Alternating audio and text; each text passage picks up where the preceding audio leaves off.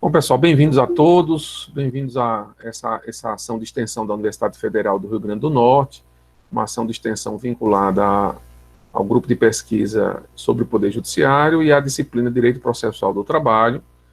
Então, nós temos aqui alunos não só da disciplina, mas também de várias outras instituições. Agradeço a todos pela presença e cumprimento a nossa convidada do nosso evento, a professora Larissa Rosa Corrêa, da PUC do Rio de Janeiro, que gentilmente aceitou nosso convite para compartilhar conosco as suas ideias. A professora Larissa, que é professora do Departamento de História da PUC do Rio, bolsista Produtividade do CNPq, tem doutorado em História Social pela Unicamp e pós-doutorado pelo Instituto Internacional de História Social de Amsterdã.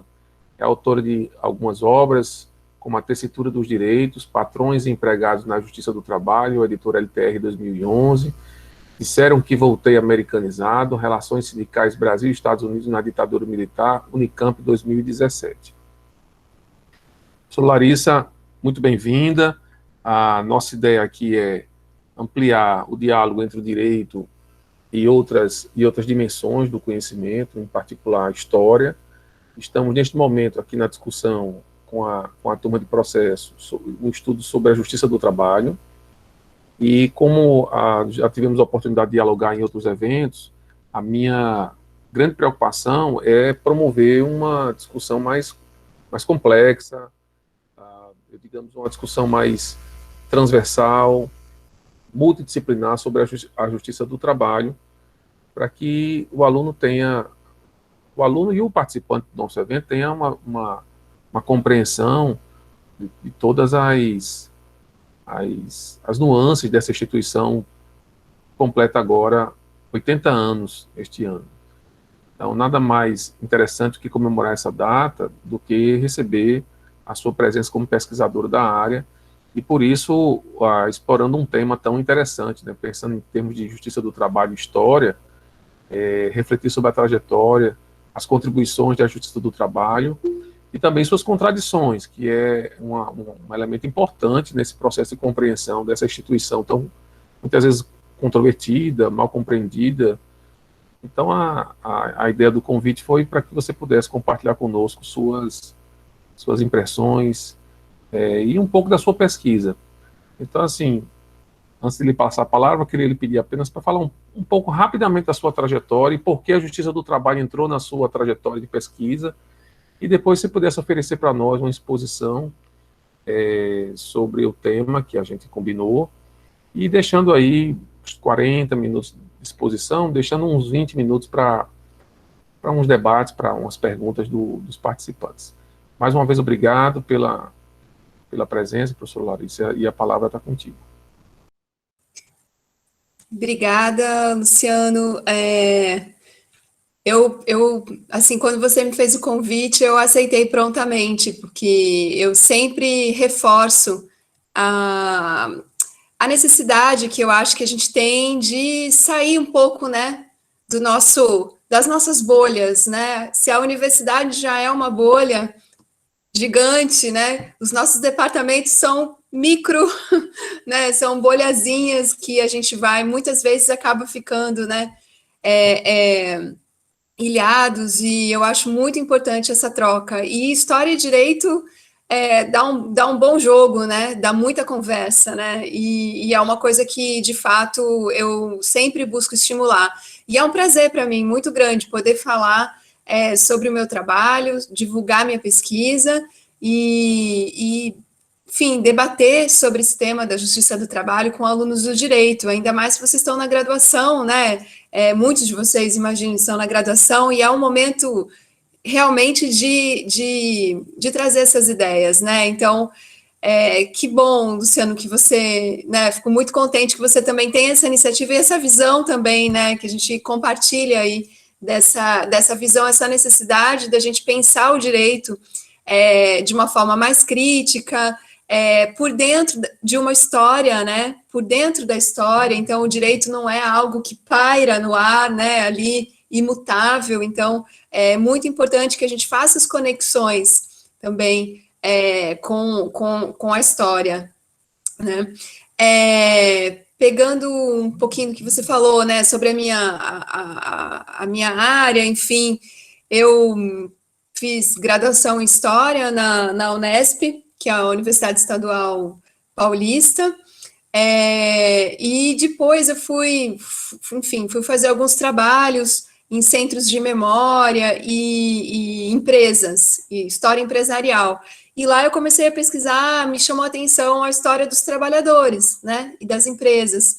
E comecei a pesquisar um pouco dessa documentação, enfim, e aí acabei tendo contato com a documentação do arquivo do Tribunal Regional do Trabalho de São Paulo.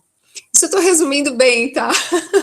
Mas, assim, enfim, me deram esse toque, que era importante eu pesquisar lá no arquivo do TRT, e eu fui, a primeira vez que eu fui pesquisar lá, ninguém sabia me indicar que tinha processo antigo, a biblioteca, o setor da biblioteca falou, não, aqui não tem essas coisas, documento antigo, não tem nada disso. Aí acabou que eu fui pesquisando, enfim, procurando as pessoas e localizei um arquivo chamado Arquivo Geral, que ficava na periferia de São Paulo, lá em Osasco, enfim, e aí fui lá visitar esse galpão, era um galpão, assim, de milhares, né, metros lineares, com a documentação, todo o arquivo de processos trabalhistas do TRT desde a década de 40. Claro que muita coisa foi descartada, foi perdida, né, foi destruída ao longo dessas décadas, mas o que sobrou lá já era uma quantidade inimaginável, assim, de processos. E aquilo, então, o contato com essa documentação me estimulou a começar a pensar as relações, né, trabalhistas e o papel da justiça do trabalho nas relações trabalhistas.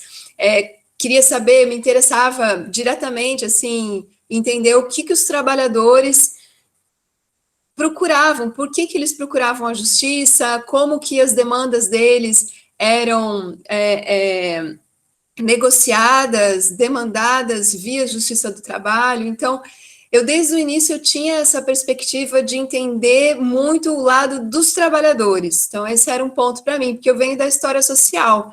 E o que a história social faz, muito basicamente, né, é estudar o que a gente chama a história dos vencidos, né, a história daqueles que não estão nos livros, daqueles que foram invisibilizados, porque a história, assim, vamos dizer, essa história mais oficial, mais tradicional, costuma contar a história dos heróis, né, normalmente homens, que, enfim, fizeram atos heróicos, descobertas, colonizadores, né, enfim, esse era um pouco, ou a história das ideias, né, enfim, e a história social, ela busca justamente desvelar outros personagens que dificilmente estão na documentação ou que produzem documentos, né, como prisioneiros, mesmo mulheres, né, enfim, trabalhadores, que dificilmente produzem fontes, né, produzem livros de memórias, diários, cartas, né, enfim, então, vindo dessa perspectiva da história social, eu comecei a olhar para os processos trabalhistas como uma forma de entender o que a gente chama de mundos do trabalho. E aí eu me dei conta de que nenhum historiador ainda tinha trabalhado com aquele material que eu tinha encontrado no Arquivo Geral, e isso acabou produzindo, né, disso virou um mestrado lá na Unicamp, e a gente conseguiu, com o apoio do meu orientador, que é o professor Fernando Teixeira da Silva, a gente conseguiu uma verba da FAPESP para digitalizar todos os processos trabalhistas dos anos 40 aos anos 70, de dissídios coletivos, né, era mais o que tinha, eram dissídios coletivos. E, enfim, isso virou uma base de dados online e abriu muitas portas para que outros pesquisadores pudessem estudar sobre isso. E aí, depois eu fui fazer o doutorado, também na Unicamp, e o meu tema, aí eu queria continuar estudando a justiça do trabalho, só que na ditadura, e entender melhor qual tinha sido o impacto da ditadura na justiça do trabalho. E aí eu tive a oportunidade de ter uma bolsa sanduíche e fazer uma parte do doutorado nos Estados Unidos.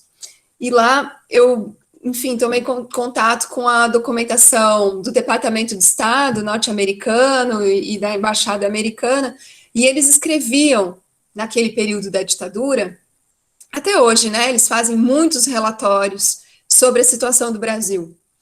E aí que eu comecei a perceber que o melhor jeito de estudar sobre a ditadura era olhar os arquivos norte-americanos, que são riquíssimos, eles escrevem, eles monitoram tudo no mundo, né? Não passa nada.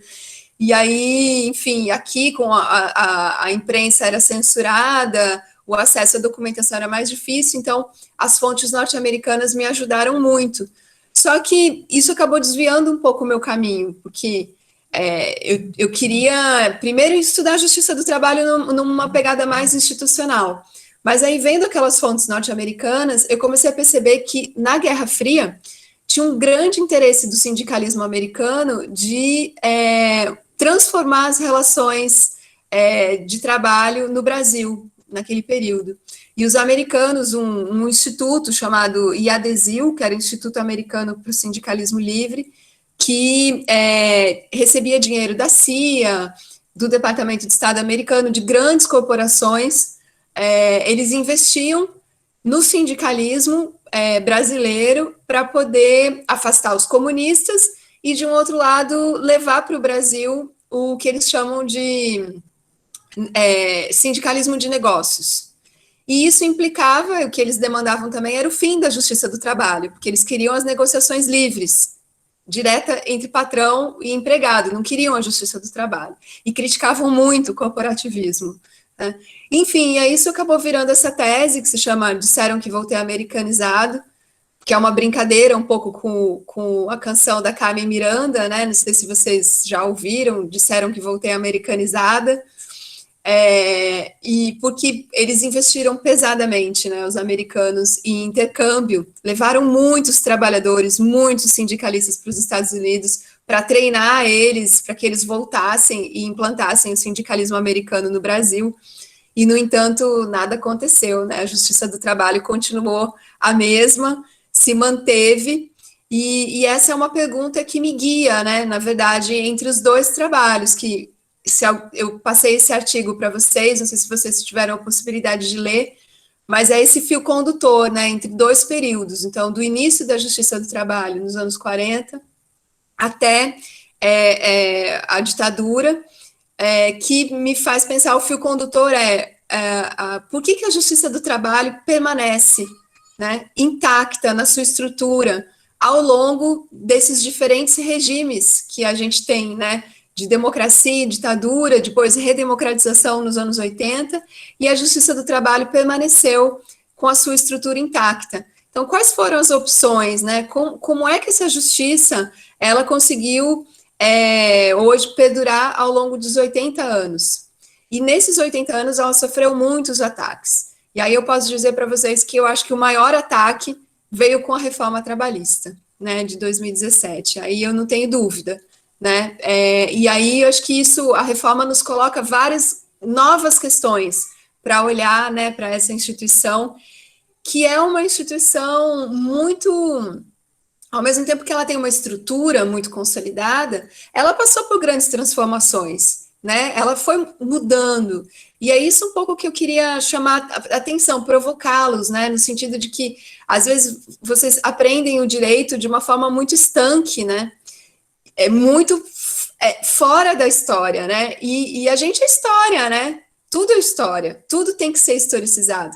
Quando a gente fala de democracia, o conceito de democracia tem que ser historicizado, porque a democracia que se falava nos anos 30, no governo Getúlio, não é a mesma noção de democracia que a gente tem hoje, né? A mesma coisa ditadura, ou não sei, sociedade civil, né, do que a gente está falando? Todos esses termos, né, essas categorias, elas precisam ser historicizadas também. Então, é isso, sim, acho que a primeira provocação é essa. E aí eu acho que nesse contexto de reforma trabalhista, né, uma coisa que, para mim, tem vindo muito forte, eu até fiz uma fala, estou um pouco, assim, sensibilizada, assim, por uma live que eu participei agora, essa semana, na segunda-feira, no Simpro, no Sindicato dos Professores do Rio Grande do Sul, que era para discutir o sindicalismo no século XXI, né, assim, é possível? Por que a gente está falando de sindicalismo no século XXI? Qual é o sentido? E aí eu tenho muito forte isso para vocês, que eu tenho, assim, talvez assim, ser categórica, né? Mas eu não sou sempre assim, não, tá? Mas acho que nisso eu não abro mão, que sem movimento sindical e sem justiça do trabalho, não tem democracia plena no Brasil. E eu acho que a gente tem que entender, assim, a justiça do trabalho, ela passou por muitas críticas, né? Os intelectuais, os próprios, que a gente chama de operadores do direito, né? Enfim, juízes, advogados, Ministério Público, enfim, todos têm muitas críticas a essa grande instituição, né? Ela é gigante, ela tem muitos braços, né? No entanto, eu acho que é muito visível, né, muito patente de que a justiça do trabalho, ela é um instrumento da democracia, principalmente num país de grandes desigualdades sociais, né, de grandes injustiças sociais. A justiça do trabalho é um dos poucos recursos que os trabalhadores, né, que as classes populares têm de demandar por direitos, né. E aí, quando a gente pensa, antigamente, né, a gente pensava muito assim, direitos trabalhistas como uma coisa assim, uma coisa pequena, né? Um direito pequeno, uma coisa menor, um direito cotidiano. Ah, eu vou acionar a Justiça do Trabalho para receber meu aviso prévio, ou receber meu 13º que não foi pago, sempre como uma coisa miúda, né? Que a gente chama de um direito miúdo. Mas é miúdo para quem, né? Para aquele trabalhador que recebe um salário mínimo, esse é um direito muito importante, é um direito fundamental. Tem a questão financeira, mas a questão simbólica. E aí os historiadores, né, a história social, prestam muito atenção nos aspectos simbólicos. Isso é uma coisa que eu também, que a gente tem chamado atenção, né, que é um pouco do que eu falei naquela palestra lá no TRT, né, um pouco dessa ideia, a importância do direito de reclamar. Quer dizer, o direito... Vocês têm noção que, assim, eu já vou emendando uma coisa na outra, né, mas, assim, vocês têm noção que a justiça do trabalho, ela começa a ser montada, o aparato, né, jurídico, corporativista, ela começa a ser montada ali entre o final dos anos 20 e início dos anos 30, né? É o primeiro Ministério do Trabalho, o primeiro ministério, né, do governo Vargas, na Revolução de 30, e logo ele começa a ter os primeiros, enfim, essa montagem, né, dos conselhos regionais do trabalho, enfim. Vocês têm noção que a gente tinha, quando isso estava acontecendo, fazia poucas décadas que tinha acabado a escravidão no Brasil. Não sei se vocês pararam já para olhar, assim, quer dizer, a gente está falando o quê? De 40, 50 anos, né? Então, vocês imaginem o que era para um trabalhador em que não necessariamente ele tinha um contrato de assalariado, ele tinha um contrato claro, né, de trabalho, muitas vezes, quer dizer, porque a gente foi vendo que existem muitos laços de relações de trabalho que nem sempre são trabalhadores livres, né? Você tem trabalhador que ele trabalha por dívida, né? Você tem muitas possibilidades de trabalho. Então, a gente aprendeu na escola, mais ou menos que assim, existia o trabalho escravo e depois o trabalho livre, né? Como se a pessoa saísse da escravidão e fosse diretamente receber o seu salário, assim, pleno, né? Mas isso não acontecia, quer dizer, você tinha muitas formas, né, de trabalho por débito, de trocar moradia por trabalho, né? Enfim, e o que acontece? Quando vem a Justiça do Trabalho, ela tem um valor simbólico, mais do que também, né, um valor prático e simbólico, que é transformar as relações de trabalho numa forma pública, ela publiciza as relações de trabalho, porque até então as relações de trabalho eram tidas, ocorriam de forma privada, né, no âmbito da propriedade privada, no sentido de que o patrão, ele achava que ele era, de certa forma, dono, né, dos seus empregados, e tudo que se passava em termos de violações, né, de violências, né, de tantas formas de violência que aconteciam no mundo fabril ou no mundo rural, elas aconteciam dentro de uma propriedade privada, em que o Estado não tinha nada a ver com aquilo. Então, a Justiça do Trabalho, quando ela é instaurada, em 39, depois em 41, né, você tem a inauguração dos tribunais, e depois em 43 a CLT, você tem essa passagem, né, a gente acompanha essas transformações nas relações de trabalho, em que o trabalhador começa a falar, olha, agora, assim, a célebre frase atribuída a Washington Luiz, né, a questão social não é uma questão de polícia, né, isso servia para os anos 20, depois dos anos 30, a questão social, ela é uma atribuição da Justiça do Trabalho, dos sindicatos, né? O Estado, ele vai regulamentar e intermediar essas relações entre patrões e empregados, essas relações, elas deixam de ser de âmbito privado. E isso é muito importante para os trabalhadores, porque eles têm para quem reclamar, né? Claro que isso tem uma idealização nisso, né? Na prática, isso acontecia de muitas formas. Tinha o empregador que dizia, vá reclamar, tá descontente? Vá reclamar na Justiça do Trabalho, né? O trabalhador entrava com processo, aquilo levava anos, né? Enfim, tem experiências múltiplas, né? Bem-sucedidas, outras muito ruins. Mas no âmbito geral, né, a gente pensando isso nas relações anteriores, a Justiça do Trabalho representou um grande avanço no sentido democrático, do sistema democrático de inclusão, né?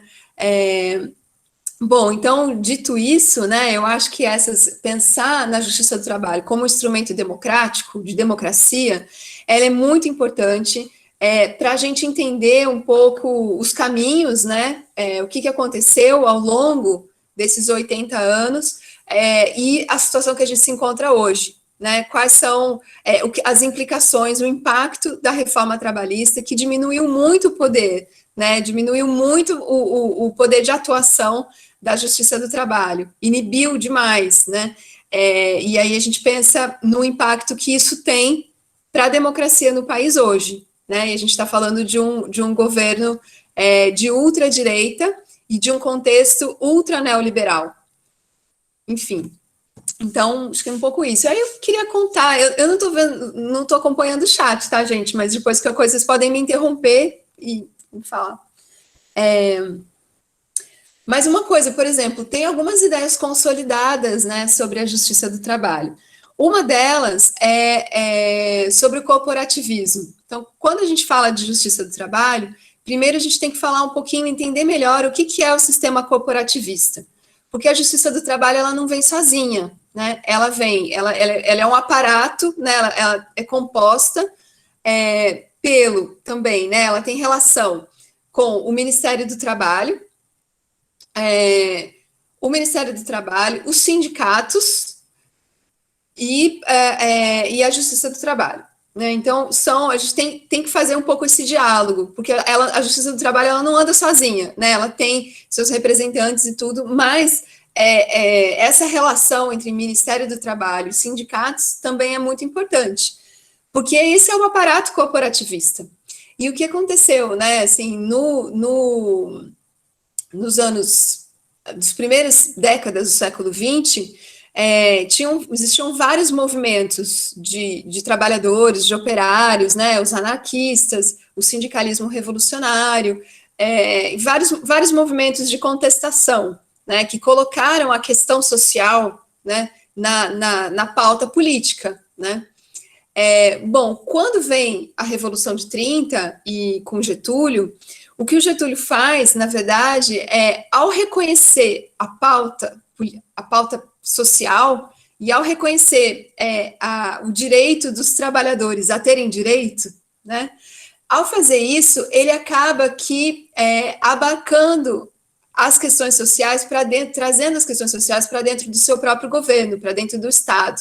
E, ao mesmo tempo, ao fazer isso, ele esvazia os movimentos revolucionários, que foram muito perseguidos, muito reprimidos, e eles falam, tudo bem, então ele reconhece a questão social, mas ele diz, é o Estado quem cuida da questão social. E é o Estado que vai reconhecer quem são os interlocutores, quem são os representantes dos operários. Então, ele cria um sistema corporativista, né, sindical, que era reconhecer, era o Estado que reconhecia quais sindicatos seriam os representantes dos trabalhadores. Então, os anarquistas, por exemplo, são expulsos, porque os anarquistas não são reconhecidos pelo Estado. E era o Estado que ia dizer como que os trabalhadores deveriam se organizar, por categorias, por cidades, por estado. Então, é uma forma verticalizada, né, de sindicalismo, que tem o sindicato local por categoria, depois a federação regional, depois a confederação.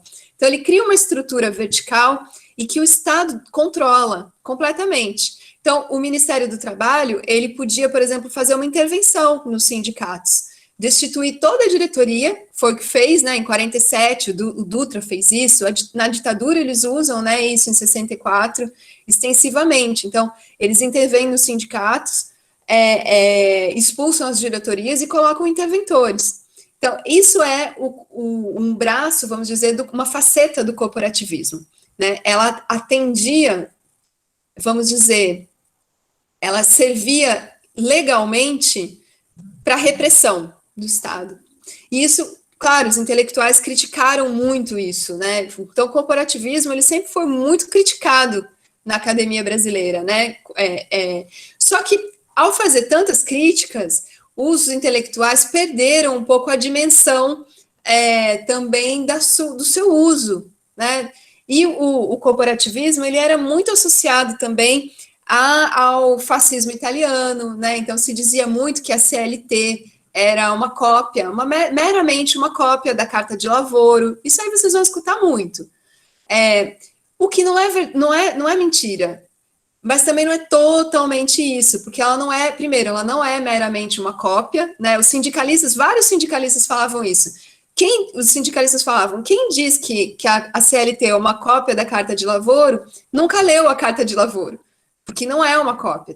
Então, ele foi inspirada na legislação fascista, mas também foi inspirada, né, em várias outras correntes e experiências que estavam acontecendo no mundo todo. Isso é vamos dizer, uma interpretação nova, recente na historiografia, que os historiadores começaram a pesquisar mais, né? Então, por exemplo, os construtores, né, do direito trabalhista, por exemplo, Arnaldo Susequinde, Evaristo de Moraes Filho, eles leram muito sobre o New Deal americano, estavam muito influenciados pela experiência do New Deal. Eles leram muitas coisas sobre a Nova Zelândia, sobre as relações de trabalho na República de Weimar, da Alemanha. Eles leram coisas sobre o direito australiano. Então, essa experiência, desvelar essa experiência é algo recente, porque por muito tempo se bateu nessa tecla. O corporativismo brasileiro serviu para manipular os trabalhadores, para cooptar os trabalhadores, né, para o populismo, e serviu, e era simplesmente uma cópia do fascismo. Portanto, todo esse sistema tem que ser, né, dispensado, esse sistema não serve mais. Então, muitos críticos à justiça do trabalho e ao corporativismo vêm, né, não estou dizendo que todos, tá, mas muitos vêm de uma posição muito liberal das relações de trabalho. Vocês podem observar, assim, se a gente for ver de Jornal Nacional, artigos na Folha de São Paulo, essa questão, quando vem o tema da justiça do trabalho, essa é uma questão que sempre aparece. A justiça do trabalho é muito, muito atrasada, porque é um obstáculo à modernização.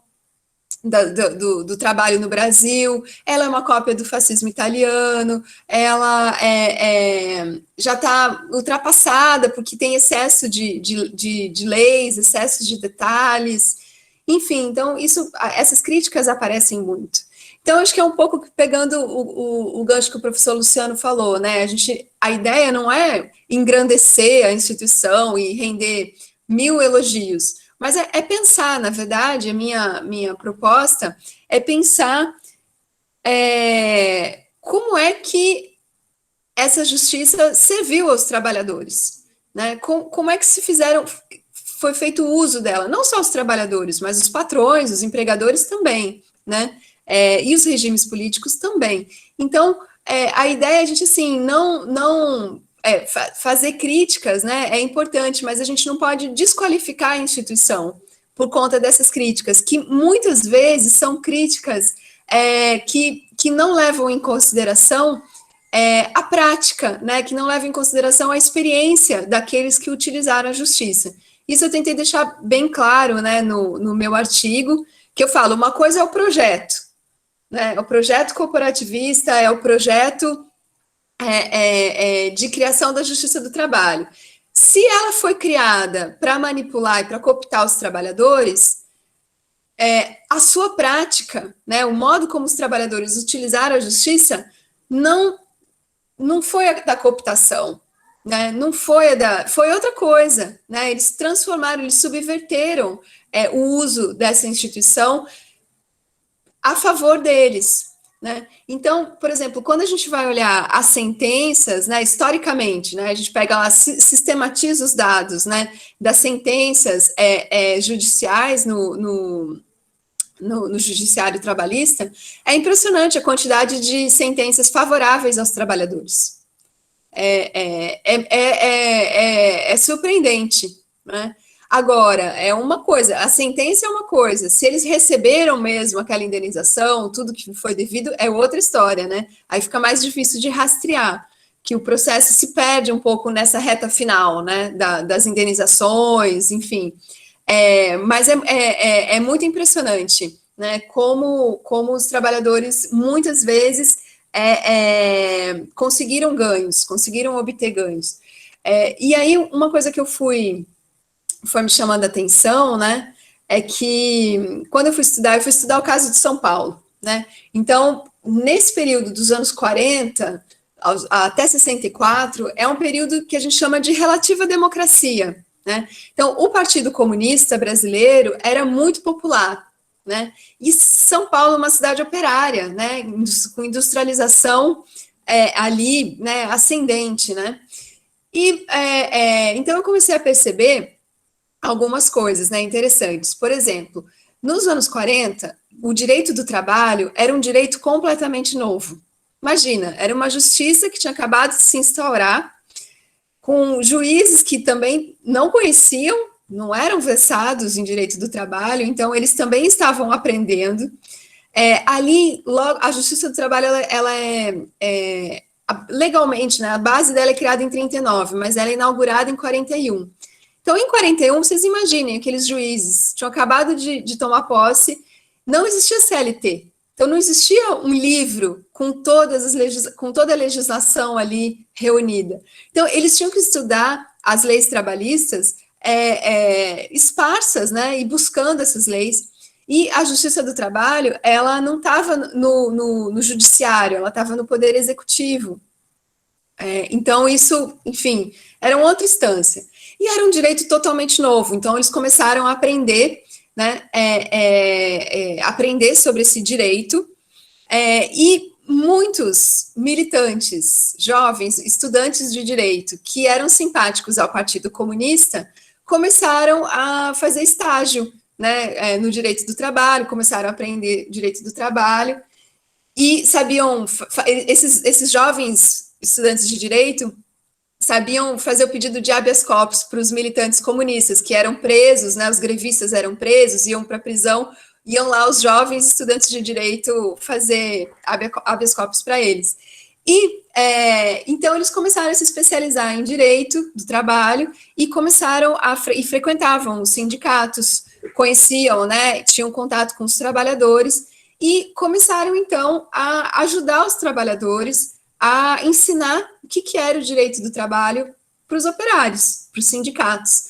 Então, eu descobri, assim, não eram poucos, assim, eu descobri um bom grupo, assim, um grupo significativo de advogados militantes do Partido Comunista que transformavam, assim, né, a consulta trabalhista em aulas, em assembleias para os trabalhadores, e os trabalhadores começaram a aprender o que era legislação, junto com os sindicatos, porque os sindicatos faziam muita campanha, né, era uma campanha de conscientização dos operários, que eles falavam assim, olha, você vai discutir com o patrão, você quer discutir melhorias, né, no trabalho, direto com os patrões, não faça isso, não use da violência, vá para o sindicato, tem uma forma, um caminho jurídico, né, para fazer isso.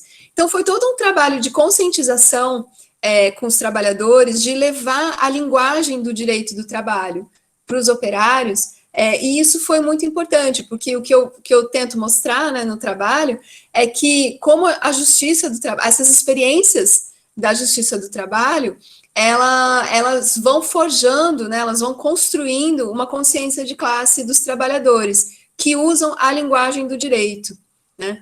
Então, isso foi um pouco das minhas descobertas. Depois eu pude encontrar também juízes trabalhistas que eram simpáticos ao Partido Comunista, e que sempre, né, então, que tinham como militância política sempre votar a favor dos trabalhadores, né, nos dissídios coletivos, e, enfim, e dar ganho de causa para os trabalhadores. Então, eu vou mostrando, né, assim, na verdade, como a justiça do trabalho, ela era uma arena de disputas, de embates, embates políticos, ideológicos, sociais, e como o direito, ele se transforma numa linguagem política que poderia ser utilizada tanto pelos patrões quanto pelos empregados. Porque, veja, a gente está falando de um mundo, de um país, né, de relações muito assimétricas, de relações de classe muito assimétricas, né?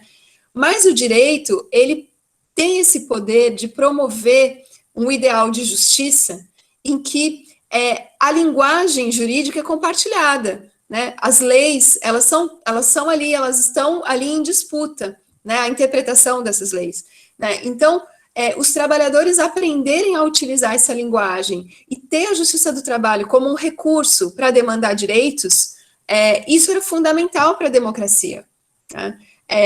E isso eu peguei muito, né? Muito inspirada num historiador inglês chamado Edward Thompson, que tem vários livros maravilhosos para quem gosta de história, né? História inglesa.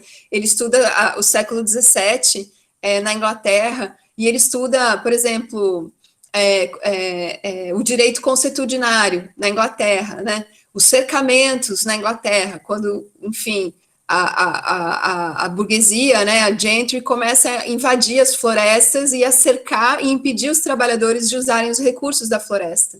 E os trabalhadores vão demandando assim, olha, mas eu sempre usei daquela lenha da floresta, eu sempre usei da água daquele rio, e agora eu não posso mais utilizar, eu tenho que submeter minha força de trabalho, ganhar um salário para poder ter acesso ao que eu já tinha antes. Então, o Thompson, ele faz uma leitura do direito muito importante, porque ele mostra isso, que o direito, para ele funcionar, mesmo com todos os interesses de classe, dos juízes, enfim, mas para ele ter legitimidade no popular, ele tem que ser neutro, no sentido, ele tem que, não necessariamente, ele não é neutro, a gente sabe, mas ele tem que ter um discurso de neutralidade, esse é o meu ponto, né? Para que ele ganhe credibilidade na sociedade, né? Então, os trabalhadores não podem perder sempre. Se eles perderem sempre na justiça do trabalho, eles não vão mais buscar a justiça do trabalho. E aí ele deixa de ser um instrumento de poder também para a burguesia ou para o Estado. Ele deixa de ser. Não sei se é complexo, porque o que eu quero tirar de vocês é um pouco essa relação dicotômica que a gente tem. Ou é isso ou é aquilo. Ou é cooptação, ou enfim, um lugar, uma instituição que benéfica aos trabalhadores, ou é isso ou aquilo, né? A gente tem que mostrar a história, ela revela a complexidade das relações humanas, né? E muitas vezes a experiência que vocês têm na história é uma experiência, assim, de uma história factual, né? Vocês abrem aquele livro de história, em 1900, blá, blá, blá, e conta um fato, né? Mas a história, ela é muito mais do que isso. A história é um objeto de reflexão, e a gente, enfim, faz perguntas, né, para o passado, e essas perguntas são sempre novas, né? Essas perguntas que a gente faz para o passado, elas vêm sempre da nossa experiência do tempo presente, né? Mas, enfim, aí, o que aconteceu, né? Falei um pouquinho, né, das greves, por exemplo. Uma coisa muito interessante também é que as greves, os trabalhadores aprendem a como legalizar as greves. As greves eram sempre ilegais, né? Elas nunca eram reconhecidas pelo Estado.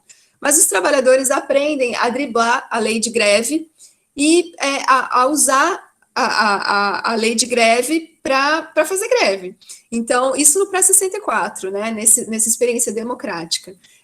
Eles aprendem que, para que uma greve fosse bem realizada, fosse efetiva, eles tinham que botar os trabalhadores na rua, botar pressão e, ao mesmo tempo, trabalhar na parte jurídica. Então, eu fui percebendo, né, nas greves que os trabalhadores, depois de fazer um comício gigante, eles iam se encontrar com os juízes dentro da Justiça do Trabalho para dizer, e aí? Né? Sim, os trabalhadores estão lá na porta do TRT, estão esperando você julgar o dissídio coletivo, estão esperando você julgar a greve. Né? Então é muito interessante, porque descortina também essa ideia de que os juízes estavam afastados, blindados, né, das pressões. Bom, hoje em dia é até corriqueiro a gente dizer isso, né, porque depois do Lava Jato ficou tão explícito, né, que os juízes estão o tempo todo surfando, né, nessas relações ou midiáticas, enfim, estão suscetíveis a todos os tipos de pressões e instrumentos. Mas, enfim, o ponto era mostrar como os trabalhadores sabiam articular a greve nas ruas e, ao mesmo tempo, no instrumento jurídico, conseguiam usar dessa legislação a seu favor.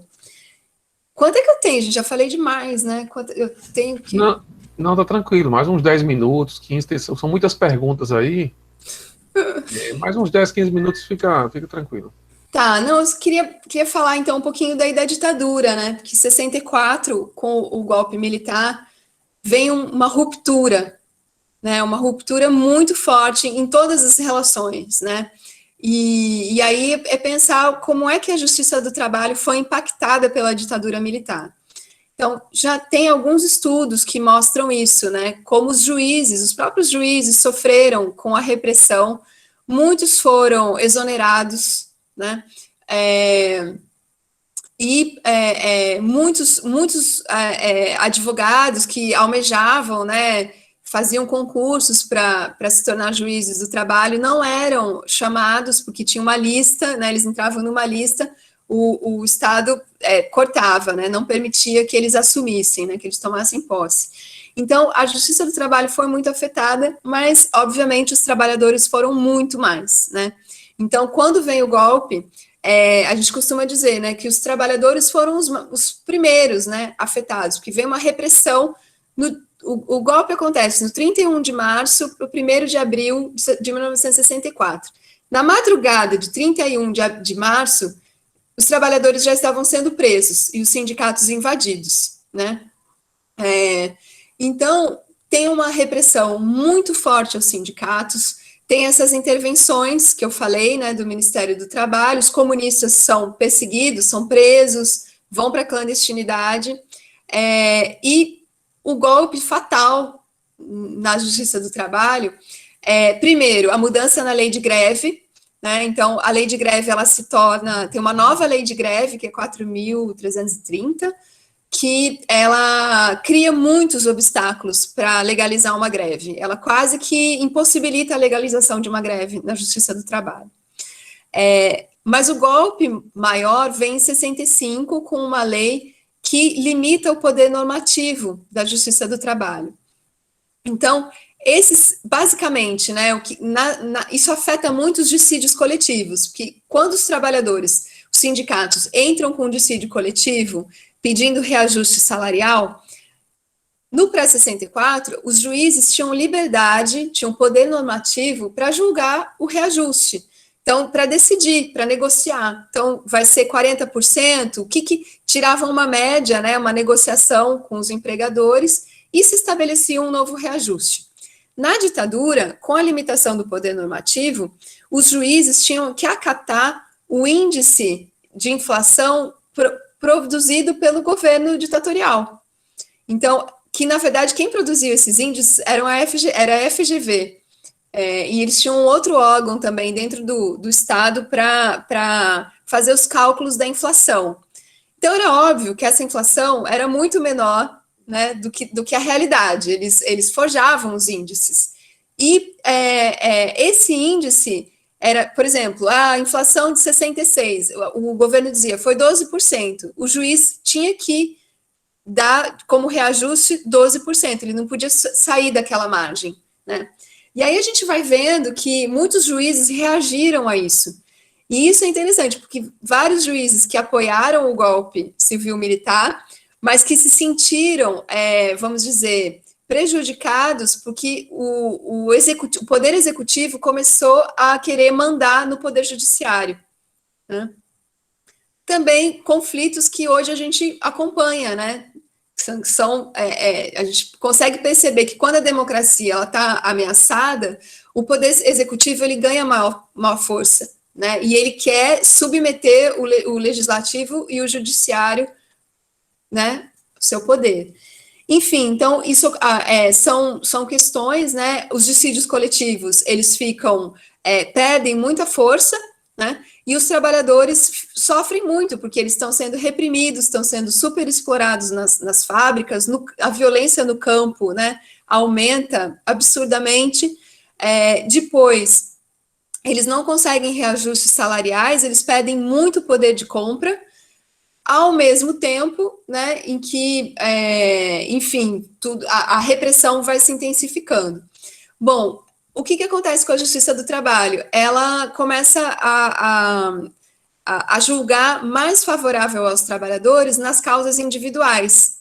Então, como os sindicatos eles estão impossibilitados praticamente de representar os trabalhadores, muitos trabalhadores começam a acessar a Justiça do Trabalho para pedir direitos individuais, férias, né, 13º, mas também, por exemplo, protetor de segurança no trabalho. Porque, não sei se vocês sabem, mas até a ditadura, até os anos 70, primeiro, a ditadura é campeã de acidentes de trabalho. Desculpa, o Brasil é campeão de acidentes de trabalho no mundo na década de 70. São milhares de trabalhadores mutilados ou mortos em acidentes de trabalho. E os empregadores não tinham a obrigatoriedade de comprar equipamento de segurança. Eram os trabalhadores que tinham que comprar. E a Justiça do Trabalho vai, então, criar uma jurisprudência que obriga os empregadores a fornecer equipamento de segurança. Outra questão, não tinha... Como é que vocês chamam? Em São Paulo fala olerite, aqui no Rio fala contra-cheque, eu já aprendi, aí eu não sei como é que vocês chamam, é contra-cheque? Aqui é mais contra-cheque, olerite eu aprendi que olerite não é legal. Mas, enfim, não existia contra-cheque. Os trabalhadores não sabiam. Eles recebiam uma quantia no final do mês e não sabiam o que tinha sido descontado, não sabiam quanto ganhavam. E é a Justiça do Trabalho, por meio de recursos individuais, que vai legislar, né, que vai criar jurisprudência para obrigar os empregadores a fornecerem o contra-cheque. Então, são coisas muito importantes, né? Eu reforço isso. Talvez... para quem, enfim, não precisa trabalhar, não precisa viver do seu próprio salário, isso seja um direito menor. Mas é muito importante para quem precisa, né? E destaco, é um instrumento da democracia, né? Sem ela, imagina o que não seria se não existisse a Justiça do Trabalho. E uma das questões, né, assim, aí tentando responder para fechar, né, um pouco, vocês podem me perguntar, mas Larissa, por que a ditadura manteve a Justiça do Trabalho? E é o que eles fazem, né? Eles rejeitam o modelo americano, em parte porque a ditadura é muito anti-americanista e acha que os americanos estão interferindo demais nas relações no Brasil. E eles têm muito medo, a ditadura buscava popularidade. E eles sabiam que o direito do trabalho era muito vinculado a vagas, né? Era muito popular. Então, o Castelo Branco não teve, vamos dizer, vontade política de eliminar a justiça do trabalho. O que eles fizeram foi depurar essa justiça, né? Quer dizer, eles reprimiram, tiraram as ameaças subversivas e controlaram a questão do arrocho salarial, que era a pauta principal, né, da economia, e deixaram a Justiça do Trabalho como um canal de demandas para os trabalhadores, né. Aí depois, quando vem a redemocratização, também a Justiça do Trabalho tem um papel muito importante, né, de negociar, de intermediar com os empregadores. Aí entra um período neoliberal, de muitas privatizações, e aí a Justiça do Trabalho ela vai ganhando uma importância para legislar sobre a terceirização. E aí a grande questão, já nos anos 70, já está apontando para isso, mas é a terceirização, é a questão do vínculo de trabalho, reconhecer o vínculo de trabalho, né? Aí a terceirização, e eu acho que nos anos 2000, né, aí a gente já vem também fortalecimento do Ministério Público do Trabalho, que é muito importante, vai ganhando maior destaque, e a gente tem, nos anos 2000, uma importância da Justiça do Trabalho como, por exemplo, para a questão do trabalho análogo ao escravo, né? E aí vocês veem como a história não é linear, né, gente? Porque a gente pensava assim, não, né, sai da escravidão, a gente vai, sim, né, numa escala, para melhorar, né? Mas aí a gente nunca ouviu falar tanto de trabalho escravo como no século XXI. Olha que loucura, né? Então vocês veem como a história não é linear, porque o capitalismo são as questões as contradições do capitalismo, né? E o que eu ia falar, que eu esqueci, né, que eu falei que o direito do trabalho antes era visto como uma área específica, e hoje tem um grande esforço, né, acadêmico e de juristas de ver o direito do trabalho como parte de direitos humanos, né? Então, quando você está falando de pagamento justo, de equidade salarial, de condições dignas de trabalho, a gente está falando de direitos humanos. Então, acho que isso é muito importante, não ver essas questões de uma forma global e não em caixinhas separadas que não tem nada a ver uma coisa com a outra, né? Porque é isso, a gente está falando da dignidade dos trabalhadores, dignidade das pessoas, trabalho escravo, né? Trabalho análogo ao escravo. Enfim, quantas vezes vocês veem, né, nas reportagens, nos jornais, alguém que foi libertado, um trabalhador que foi libertado, normalmente mulheres, né, empregadas domésticas, que foram libertadas pelo Ministério Público do Trabalho. Então, isso é um papel fundamental, a gente está falando de direitos humanos, né? Eu acho que é isso, a gente tentei dar uma passada muito geral, falei demais, mas eu queria, assim, agora ver as perguntas e ouvi-los. Larissa, obrigado, viu? Acho que foi uma exposição, claro, uma trajetória aí bastante longa em termos cronológicos, mas, assim, eu li o seu trabalho, tá? No final de semana eu li o trabalho, gostei muito do texto que você disponibilizou. Eu vou até depois colocar o link aqui novamente para quem eventualmente não recebeu. Acho que o pessoal externo não recebeu o link, mas eu vou colocar daqui a pouquinho no chat. E achei interessante como, assim, na tua exposição, você mostra a aderência a essa proposta que está no trabalho, de identificar exatamente o que eu chamo das contradições, né? Assim, às vezes um instrumento que é um instrumento de controle social, num país como o Brasil, e teu trabalho mostra muito isso, promove uma arena de cidadania. Olha que essa é a contradição que eu acho que o teu trabalho ajuda a gente a entender. Quer dizer, quando a gente fala assim, mas o modelo é varguista, corporativo, fascista, tá, mas num país que não tem nada, e aqui eu estou lembrando um pouco do trabalho do professor José Murilo de Carvalho, que vai muito nessa linha, num país que não tem nada para a população de baixa renda, marginalizada em termos de cidadania, a Justiça do Trabalho acabou sendo uma arena interessante e uma oportunidade também que esses atores sociais perceberam, enxergaram e se apropriaram. Eu até ia fazer uma pergunta, mas não vou fazer, eu vou fazer apenas um comentário para que em algum momento lá no final você possa falar, mas eu acho que na tua introdução você fez uma alusão à reforma de 2017, eu acho que ela tocou um ponto que o teu trabalho destaca muito, esse artigo destaca muito, que é a dificuldade, pelo menos o bloqueio ao acesso individual à justiça do trabalho, que essa é a novidade da reforma de 2017. Porque o bloqueio à atuação coletiva a gente já conhece. O Brasil não tem um código de processo coletivo, o direito processual coletivo é uma coxa de retalhos, e isso tem um sentido de dificultar realmente a atuação dos sindicatos. Mas em termos de ações individuais, se nós pegarmos o teu trabalho como um mapa dessa trajetória, a reforma de 2017 realmente é uma novidade e uma novidade preocupante. Mas, como eu disse, eu não queria iniciar, te fazer uma pergunta, porque tem muitas perguntas no chat. Eu vou deixar essa minha provocação para você, em algum momento, tentar, lá no final, responder.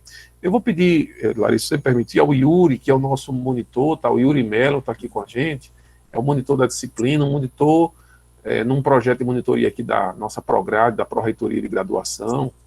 E o Yuri está dando um apoio, estou falando do Yuri para agradecer que ele está dando um apoio logístico aqui com o nosso evento. Vou pedir ao Yuri que leia, talvez aí 2 ou 3 perguntas para a professora Larissa ir anotando e ela tentar responder mais. Pode ser assim, Larissa? Pode, claro. Por favor, Yuri. Boa noite, pessoal. Boa noite, professora Larissa. Então, o Arilson, ele falou aqui no chat: professora Larissa, depois de traçar esse excelente panorama histórico sobre a justiça do trabalho no Brasil, te pergunto, quais os principais retrocessos para as categorias sindicais e os trabalhadores de forma geral, bem como quais os principais desafios da justiça do trabalho com o texto que está posto com a reforma trabalhista? Como é que a gente faz? A gente vê mais algumas e junta? O que vocês preferem? Vamos ler umas 3, pode ser assim, Yuri? Lê umas 3, se tiver umas 3 ou 4, para a professora anotar e ela tenta responder assim de maneira mais em bloco, porque facilita, pelo menos eu acho, né? Claro. Ok.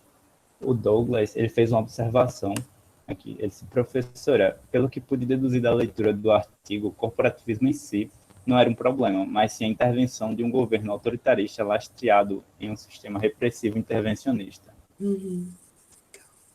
Pronto. E uma terceira pergunta foi Alba. Uma terceira observação, vou ler aqui, meio um pouquinho extensa. Olá, professora. Eu tive acesso a um texto que cita o seu livro, A Tessitura dos Direitos, e traz dados sobre o aumento da confiabilidade da justiça do trabalho. Entre as causas do aumento da confiabilidade está o surgimento de advogados especialistas em causas trabalhistas. Outro dado que chama atenção é que muitos casos resultaram em conciliações. Eu gostaria de saber se existe alguma relação entre o aumento de advogados especialistas e conciliações com termos melhores para os empregados.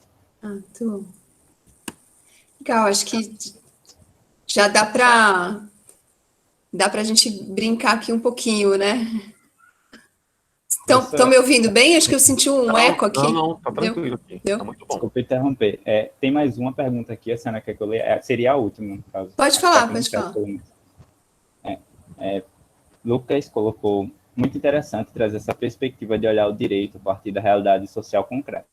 Apesar da imprescindibilidade dessa perspectiva metodológica para estudar seriamente qualquer assunto, ela acaba muitas vezes passando ao largo do estudo de direito. Era mais uma observação. Eu tinha feito. Passando ao largo. Deixa eu só. Mas acho que passando. Deixa eu só terminar de ler, então. Passando ao largo. De estudo do direito. Legal. Deixa eu tomar aqui. Acho que vou retomar um pouquinho da questão do Alisson, né? Sobre, enfim, os retrocessos, né, para as categorias sindicais, os trabalhadores e os desafios, né? Eu acho que, enfim, temos a reforma, ela foi um grande golpe os sindicatos, né? Bom, enfim, trabalhadores, sindicatos e justiça do trabalho, porque, primeiro, né, a questão da terceirização, né, para atividades fins, quer dizer, todas as relações, né, assume que todas as relações podem ser, as relações de trabalho podem ser terceirizadas, né, então você distancia, você cria um vínculo, distancia, né, essa relação entre trabalhador e empregador, né, quem é realmente o seu patrão, né, então ela cria mil obstáculos nessa relação, ao mesmo tempo que a reforma coloca como um grande negócio que agora ela pode estabelecer, os trabalhadores podem negociar diretamente com os seus empregadores. Olha que maravilha, né? Como se, vocês conseguem imaginar, né, assim, eu sou professora, tá, vou usar meu próprio exemplo, eu sou professora. Já pensou se eu dispensasse o meu sindicato e falasse assim, não, eu passasse um ano, o meu salário, estou perdendo poder de compra, eu precisava de um aumento. Vou chamar o reitor da minha universidade, vou sentar numa mesa e vamos negociar, né?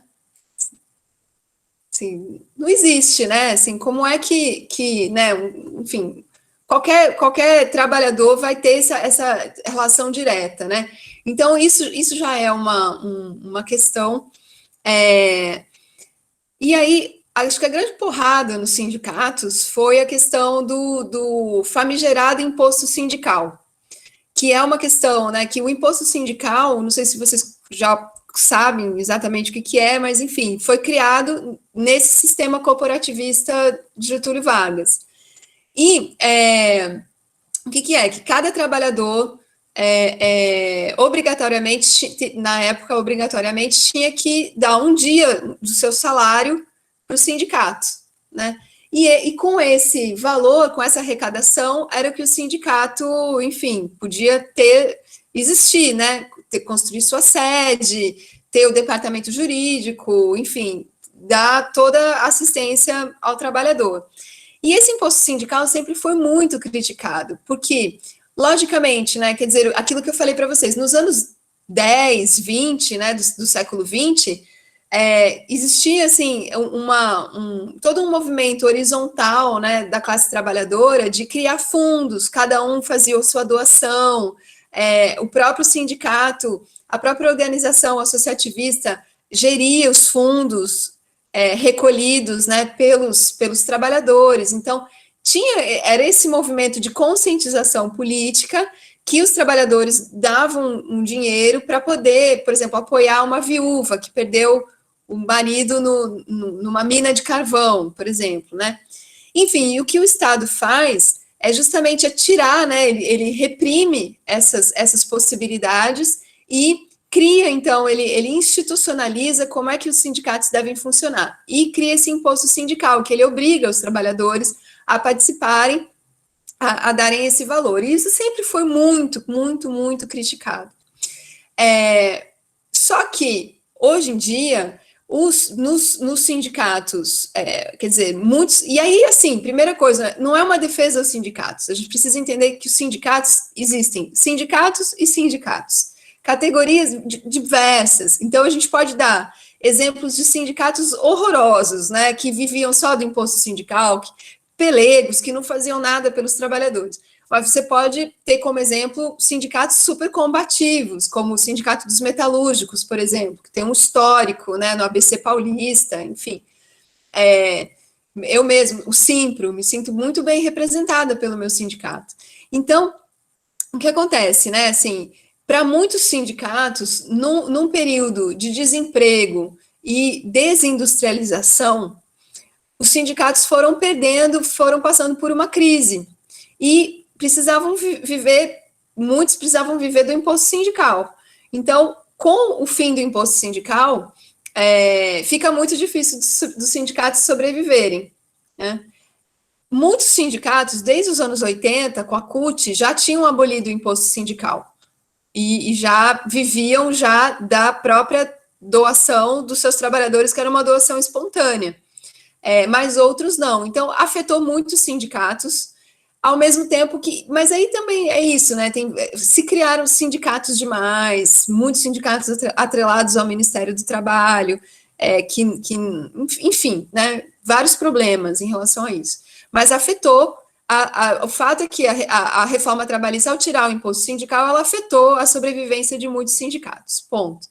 E, em segundo, então, tem uma luta hoje mesmo dos sindicatos maiores de conseguir sobreviver. E na questão individual, aí na questão que o professor Luciano falou, né, de como afetou a questão individual na Justiça do Trabalho, a principal questão é que o trabalhador, para ele entrar com uma ação, se ele perder, ele tem que pagar as custas.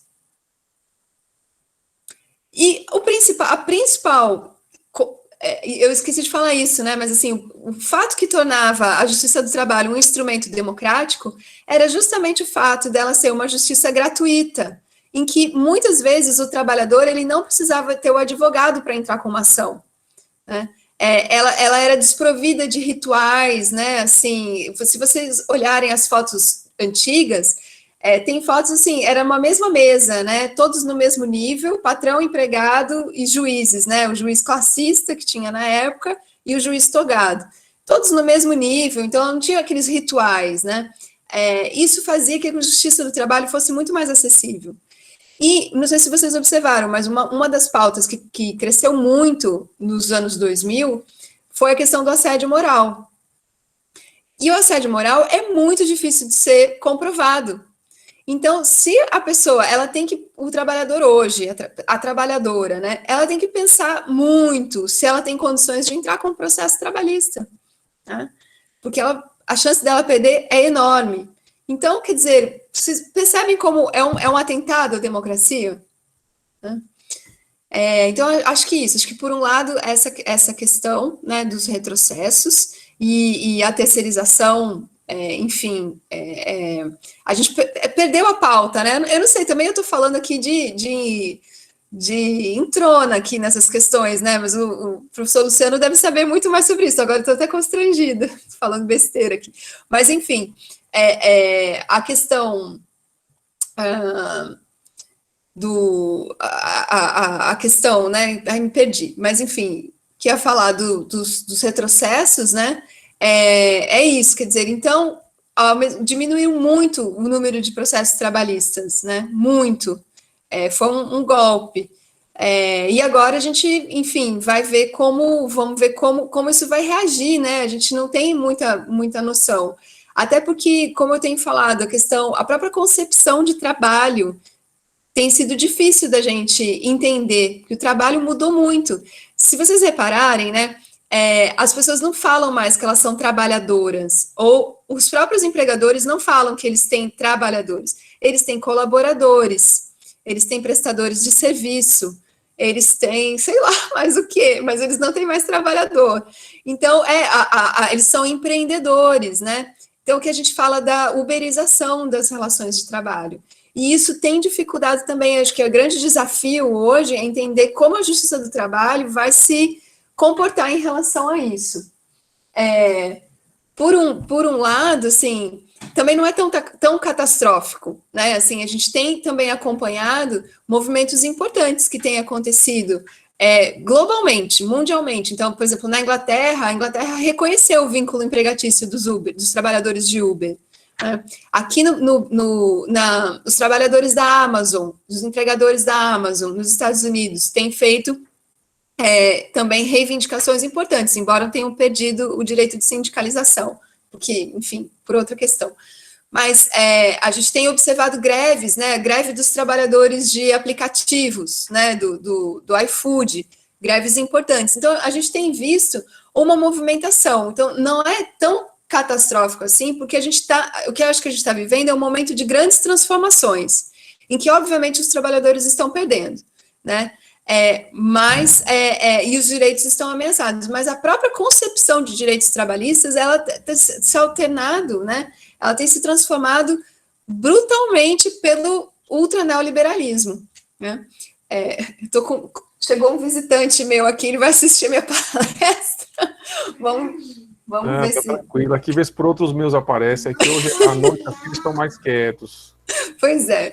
Bom, mas então, eu acho que o grande desafio hoje é pensar que aquele mundo do século XX não existe mais, como a gente entendia as relações de trabalho, como a gente entendia o que era o direito trabalhista e a justiça do trabalho. Esse mundo não existe mais. Né?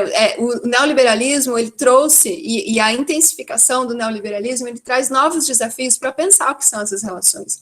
E como o direito do trabalho vai se comportar em relação a todas essas transformações. E aí está com vocês, né? Futuros advogados, como é que vocês vão encarar, né? Enfim, todas essas questões. Depois eu acho que, não sei, deixa eu passar aqui, retomar aqui as perguntas, que eu acho que já me perdi aqui um pouquinho.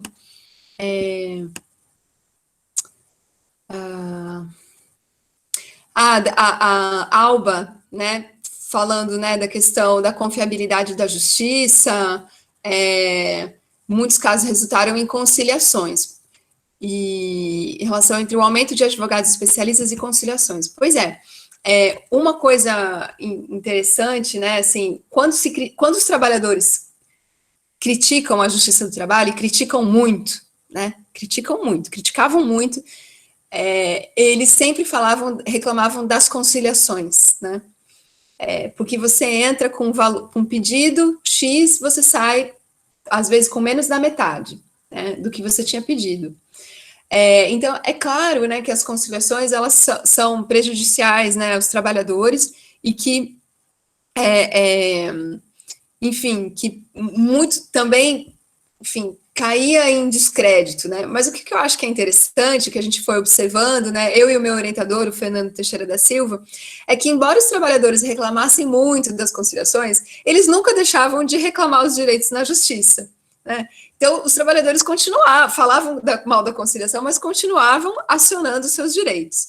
E como eu fiz uma leitura sistemática dos processos trabalhistas nos anos 50 e 60, eu comecei a perceber muitas vezes uma jogada dos advogados, porque advogado também é esperto, né? Então, o que os advogados faziam? Começaram a pedir mais do que os trabalhadores tinham direito. Assim, não, vamos botar aí, sei lá, bota um aviso prévio, bota um salário e tal. E começaram, ou já pediam uma indenização num valor muito maior, já sabendo que teria conciliação, e que esse valor com certeza seria abatido. É como negociar um valor, né? Você, sei lá, vai vender um carro, você bota um preço mais alto para chegar, na verdade, naquele valor aceitável. Então, eu comecei a perceber sistematicamente essa prática, porque... Como é que eu percebi isso? Porque aí o juiz dizia, não, mas não tem comprovação de que esse direito não foi pago. Então, isso foi se repetindo muito. Muitas coisas que eles pediam que depois era retirada da pauta.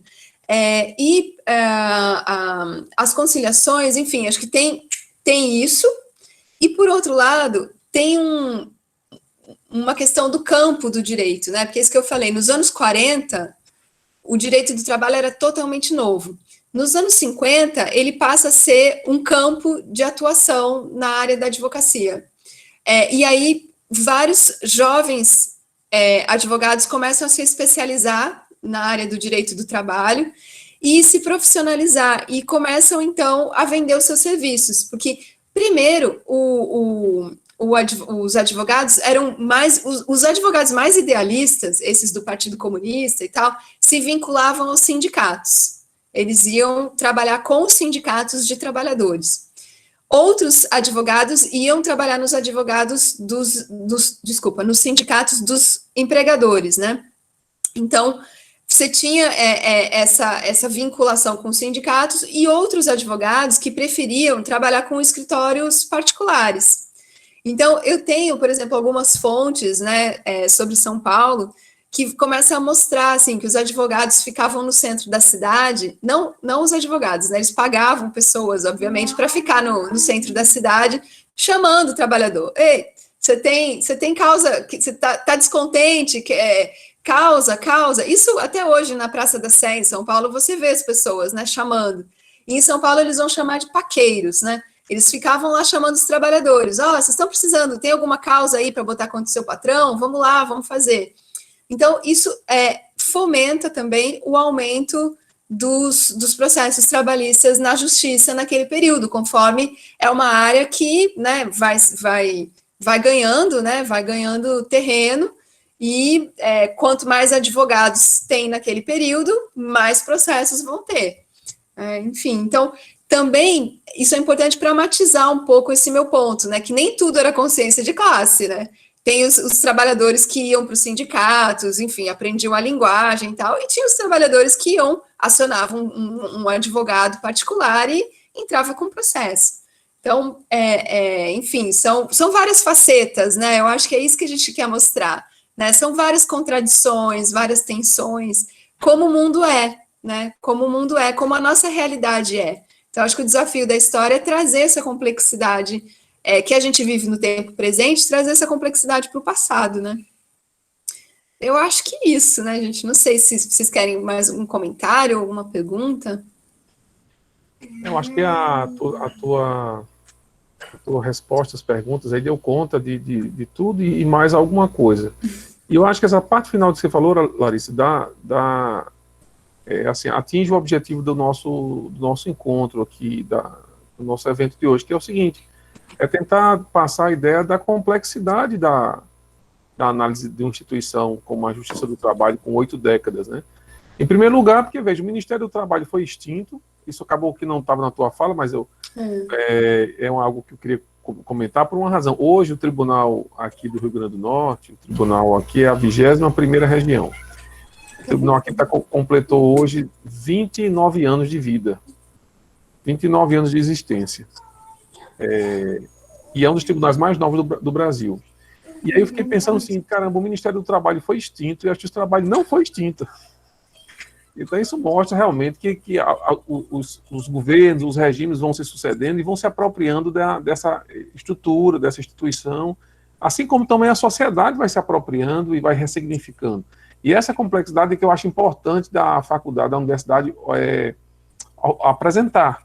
Eu acho que a tua presença aqui assim, foi muito boa para proporcionar essa complementação de divisão, essa diversidade que a gente precisa. Então, assim, na verdade, assim, mais uma palavra de agradecimento, antes de devolver a palavra para uma despedida, e dizer que eu adorei o papo, tá? Eu gostei demais. Eu até gravei, assim, a ideia da gravação é que fique como material didático, mas eu acho que a gente poderia fazer outros encontros ao vivo aí para atualizar um pouco as conversas, porque na tua fala ficou um gosto de verificar como essa reforma vai operar num tempo, assim, num tempo próximo, né? Porque funcionou de um jeito agora, mas isso não diz o que será a Justiça do Trabalho daqui a um tempo. Então fica aí o convite. Eu devolvo a palavra aí para a tua despedida. Por favor, me convidem, eu quero ir para aí. Quero ir para aí, né? De oportunidade, muito chato essa coisa de tudo online, né, gente? Quero ir para aí, por favor. Que venham novas conversas e que a gente possa estreitar cada vez mais esse diálogo, né? Que os historiadores possam ir para o direito e o direito ir para a história e a gente, enfim, trazer mais, né?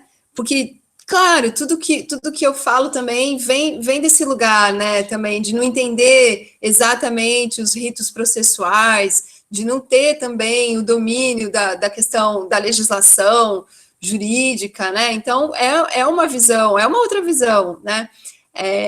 E eu sempre tenho esse medo de cair numa coisa assim, que vocês acham assim, que é uma coisa elogiosa, a Justiça do Trabalho, né? Eu sempre tenho medo disso, porque, enfim, é uma leitura superficial, então eu fico contente de poder apresentar e explorar com vocês essas contradições. E uma coisa também, acho que assim, para fechar, né, é sempre chamar a atenção de que a história, ela não é feita de modelos, ela é feita da experiência, da prática, dos sujeitos que experienciam a sua vida. Porque, por exemplo, né, até o Luciano citou o historiador José Murilo de Carvalho. Quando ele fala da democracia, né, a visão que ele traz de democracia, do conceito de democracia, muitas vezes está ligada a um modelo de democracia, e é um modelo liberal, né, em que a gente sempre tende quando a gente fica olhando para o modelo, o nosso copo está sempre mais vazio, né, porque o modelo nunca é atingido. Então, é a gente pensar um pouco nisso, a cidadania, né, ela não é desenvolvida, né, em sua plenitude, mas ela é importante, os instrumentos que existem são importantes para a cidadania. ainda que não sejam como muitas vezes os acadêmicos queiram, né, gostariam. Mas isso não elimina a experiência histórica dos sujeitos. Então, isso é muito importante, né? A gente saber diferenciar o modelo e qual modelo a gente está olhando, né? Qual o espelho que a gente quer olhar e pensar nas experiências, né? E a outra coisa que o Luciano comentou também sobre o Ministério do Trabalho tem a ver com essa coisa que eu falei das identidades, né? É impressionante que na Revolução de 30, o Ministério do Trabalho era chamado Ministério da Revolução. Ele foi o primeiro ministério, era a menina de ouro, né? Do Getúlio. Tudo se passava pelo Ministério do Trabalho. A gente tinha, o ministro do Trabalho falava diariamente no rádio para os trabalhadores. Né? Hoje, a gente, se existisse o Ministério do Trabalho, a gente com certeza não saberia dizer quem é o ministro. Né? E eu acho que o Ministério ele não foi totalmente extinto, né? Ele virou uma secretaria, né? Enfim, a gente não sabe, né? Então, é muito impressionante como essa identidade nacional, né, que era centralizada na questão do trabalho, ela foi se perdendo. E hoje a gente fica se questionando, né? Tudo bem, mas o neoliberalismo, o ultraneoliberalismo, ele veio para destruir todas essas instituições, mas vai botar o que no lugar? E vai dar certo, né? Ou seja, as pessoas vão aceitar e não vão reagir, né? Eu acho que esse é o ponto, né? Esse que é o desafio aí para nós, né? Nas próximas décadas, a gente entender o que vai ser disso tudo. Mas eu não queria encerrar de uma forma catastrófica, não. Eu acho que tem coisas acontecendo bem interessantes, né? E eu acho que apontam aí para mudanças, né, para uma rejeição a esse sistema, porque esse que é o ponto, o neoliberalismo não tem nada para oferecer para as classes populares, para os trabalhadores, e o trabalho sempre vai continuar existindo, as pessoas precisam, né, e não aceitam o trabalho informal, né, essa onda do empreendedorismo também já se mostrou que não veio para ficar. Então, acho que é isso, gente, agradecer a oportunidade e que venham aí novos diálogos e, enfim, fico à disposição. Coloco aqui o meu e-mail também, deixa eu colocar aqui no chat, se vocês, enfim, PUC-Rio.br e ficamos em contato. Muito obrigada. Tá, joia. Obrigado, Larissa. Eu fiquei muito contente realmente com o resultado, tá? Te mandei já no WhatsApp umas fotos aí uns prints aí da plataforma, que é o que a gente pode oferecer nesse momento. Pois a gente não pode bater uma foto ao vivo, mas vamos torcer que vai passar e a gente vai poder viabilizar a sua vinda aqui para um evento, para uma conversa presencial. E depois também vou te mandar o teu certificado como uma lembrancinha formal aqui do nosso papo. Os certificados também para os participantes estará disponível no nosso SIGA, onde eles fizeram as inscrições. Então, agradeço novamente a professora Larissa, agradeço ao Yuri, agradeço a todos os participantes, aos meus alunos da disciplina, aos que são de outras instituições. Desejo a todos saúde, fiquem todos bem, uma boa noite e um grande abraço, até a próxima. Boa noite. Boa noite, gente. Tchau. Até a próxima. Boa noite.